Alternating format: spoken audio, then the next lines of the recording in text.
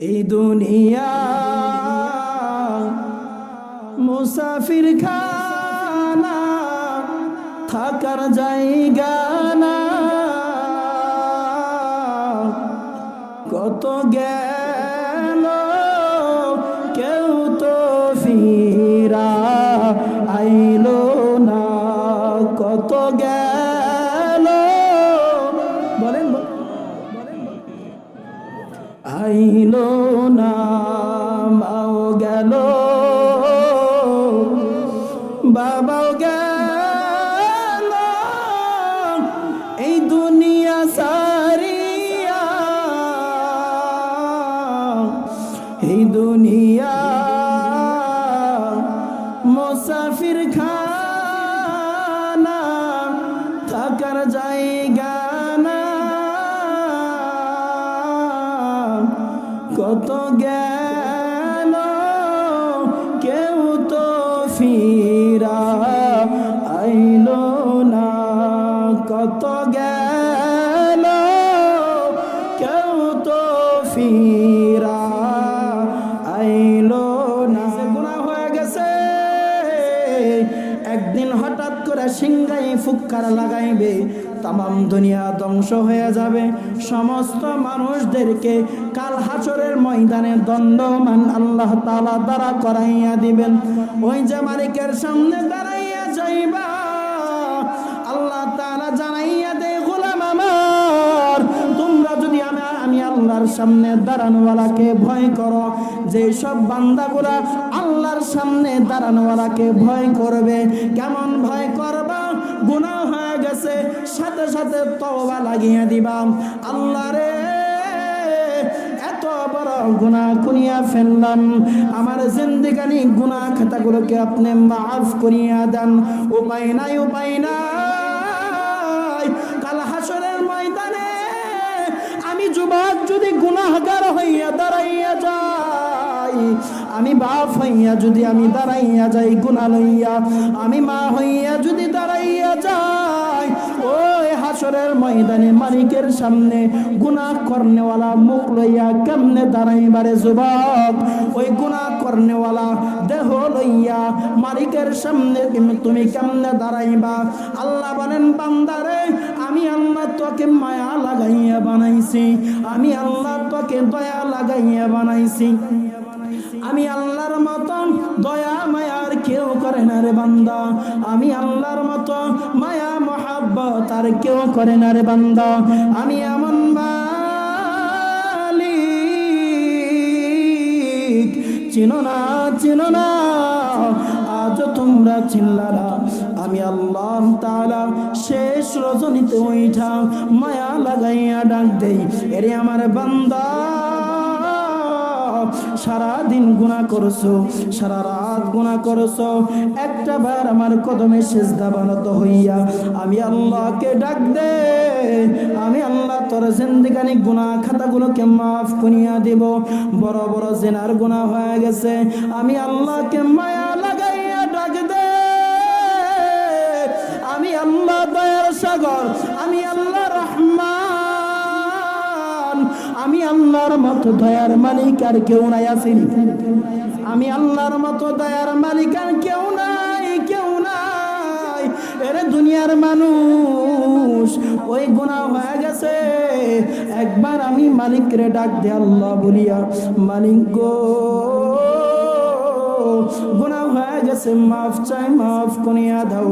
কাল হাসরের ময়দানে যদি আপনার সামনে গুনাহ করনেওয়ালা বডি লইয়া দাঁড়াইয়া যায়, যদি আপনি দূর দূর বলিয়া দাঁড়াইয়া দেন, যদি আপনি নাফরমান বলিয়া দাঁড়াইয়া দেন, আমি গোলামের কি উপায় হইবে? যদি আপনি জেনা করনেওয়ালা বলিয়া যদি তারাইয়া দেন, আমি গোলামের কি উপায় হইবে গো মালিক? বান্দারে, একবার মায়া লাগাই আল্লাহরে ডাক দেন, আবার একবার মায়া লাগাই আল্লাহরে ডাক দে, আল্লাহ, আবার ডাক দে, আওয়াজ বলি আল্লাহ। দেয়া ডাক দেন আল্লাহ। একবার আল্লাহকে ডাক দেওয়ার কারণে আল্লাহ বলেন বান্দারে তওবার নিয়তে যদি আমি আল্লাহকে আল্লাহ বলিয়া ডাক দাস, আমি আল্লাহর কলিজা ঠান্ডা হয়ে যায়। তওবার নিয়তে যদি আমি আল্লাহকে মায়া লাগাইয়া ডাক দাস, আমি আল্লাহর কলিজা ঠান্ডা হয়ে যায়। তোর গুনাহ মাফ করতে আমি আল্লাহ বিন্দু পরিমাণ দেরি করি না। বান্দারে একটা বারের জন্য মনটা ঘামাইয়া দাও, একটা বারের জন্য মনটা নরম করাইয়া দাও। চোখটা বন্ধ কর, তাকাইয়া দেখ দুনিয়াটা একদম অন্ধকার। রুহটা বাইর হইয়া যাইবে, দেহটা জমিনের উপর পড়িয়া থাকবে। আত্মীয় স্বজন পাড়া প্রতিবেশী তোমার দেহটা ধোয়ানোর জন্য ব্যবস্থা করিয়া লইবে। চাচা আত্মীয় স্বজন পাড়া প্রতিবেশী কেউ ডাকিয়া বলবে কে কোথায় আছোস, তাড়াতাড়ি কাফনের ব্যবস্থা কর। বেশি না 3 টুকরা কাপড় আনবি, একটা সাবান লয়ে আসবি, আতর লয়ে আসবি, খুশবু লয়ে আসবি। একজনে বলবে তাড়াতাড়ি আগুন জ্বালা, বড়ই পাতা দিয়া পানিটা গরম কর। পানি গরম হয়ে গেছে, এখন দেহটা ধোয়ানোর জন্য ব্যবস্থা। দেহটা ধোয়াইয়া কাফন দাফন করিয়া নিতর দেহটা 4 বলা পালকি আইডা। বাপরে তোমার দেহটা ওই পালকিতে চড়াইবে, 4 বলা পালকিতে। যে পালকি চারপাশে লোকজন ধইরা কবর বাসির দিকে রওনা হয়ে যাবে।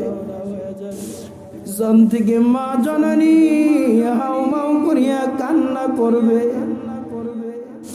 একবার আমার সন্তানকে দেখাইয়া যাও,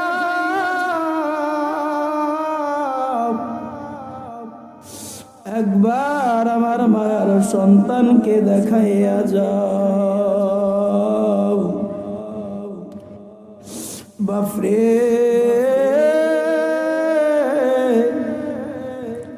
দেহটা লইয়া কবরের দিকে রওনা হয়ে গেছে। কবরের মধ্যে দাফন করিয়া সমস্ত মানুষ চলে আসবে। কবরের মধ্যে লাশটা ধরবে, বলবে বিসমিল্লাহি ওয়া আলা মিল্লাতি রাসূলিল্লাহ। মাটি লাগাইবে মিনহা খালাকনাকুম ওয়া ফিহা নুঈদুকুম ওয়া মিনহা নুখরিজুকুম তারাতান উখরা। এক এক করে মাটি দিয়া পুরা বডিটাকে মাটির তলে পুঁতে ফেলবে। সমস্ত মানুষ দাফন করিয়া চইরা গেল। বাপ চিন্তা কর, চোখটা বন্ধ কর, এখন তাকাইয়া দেখ একদম গোটা জগৎটা অন্ধকার হয়ে গেছে। কবরের মধ্যে বাতি নাই, কোনো জ্বালানোর ব্যবস্থা নাই, কোনো দরজার ব্যবস্থা নাই, অন্ধকার অন্ধকার। আর যদি তোমার আমার দেহটা রাখিয়া চলিয়া আসে, এই বলবে আব্দুর রহমান আব্দুল করিমের শাহিত হয়ে গেছে, কবরের মধ্যে দাফন হয়ে গেছে। আজকে তুমি আব্দুর রহমান আব্দুল করিম আব্দুল সত্তার দাফন করিয়া চলিয়া আসলো। গুনাহ করনেওয়ালা বডিটা দাফন করিয়া দিছে। আল্লাহ পাক রব্বুল আলামিন জানাইয়া দেয়, ও নবী পয়গম্বর আমার, আপনি আপনার সাহাবায়ে কেরাম উম্মতদেরকে জানাইয়া দেন, গুনাহ করনেওয়ালার জন্য কবরটা অনেক ভয়ঙ্কর।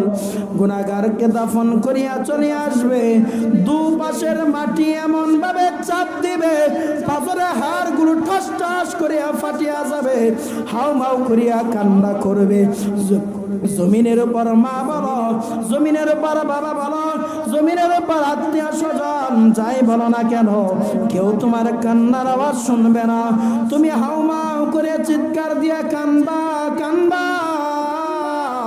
দুনিয়ার মানুষ কেউ টের পাইবে না। ওই কবরবাসীর মধ্যে তোমার পাজরে হাড়গুলো ভাঙিয়া চুরমার হয়ে যাবে রে বাপ। একটাবারের জন্য ভাবিয়া দেখলে না, একটাবারের জন্য চিন্তা করলা না। পশ্চিম কুদাইলার মানুষ, একটাবারের জন্য চিন্তা করালা না।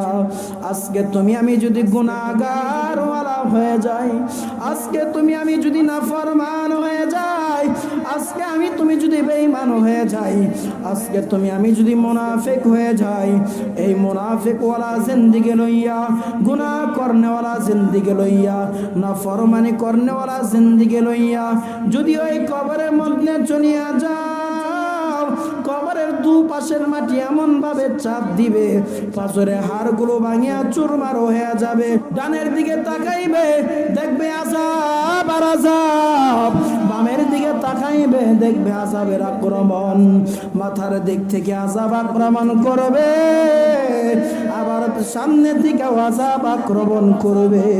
একটাবারের জন্য বাজান চিন্তা করলা না ওই কবরের জগৎটা কেমন হয়ে যাবে, ওই কবরের জগৎটা কেমন হয়ে যাবে।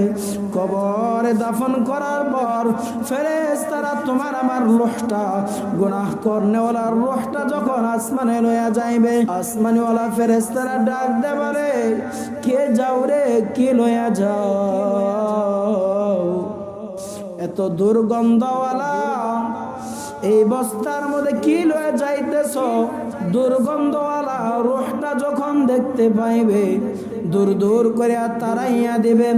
আসমানওয়ালা ফেরেশতারা বলবে, একে আসমানে নেওয়ার কোনো প্রয়োজন নাই, প্রথম আসমান থেকে ওই রূহটাকে দূর দূর করে তারাইয়া দেবে। যে জায়গায় থেকে রূহ লয়ে আসছ ওই জায়গায় রাখিয়ে আস, যে জায়গায় থেকে রূহ লয়ে আসছ ওই জায়গায় রেখে আস। আজকে যদি আপনি আমি গুনাহগার হয়ে যাই, আপনি আমার রূহ প্রথম আসমানেও নিতে পারবে না, দূর দূর করে তাড়াইয়া দিবে, যাও ফিরে নিয়ে যাও, এটা আসমানে জায়গা নাই। আপনার আমার রূহ আসমানের জায়গা হবে না। কতটুকু ঘৃণা করবে আপনাকে আমাকে, কতটুকু খারাপ হয়ে যাব আপনি আমি, দূর দূর করে আসমান থেকে তাড়াইয়া দেবে ফেরেশতা। দুর্গন্ধ, এর মতো দুর্গন্ধওয়ালা আজ পর্যন্ত এই নাক কোনোদিন পাই নাই। নিয়ে যাও, দূর দূর করে তাড়াইয়া দিবে।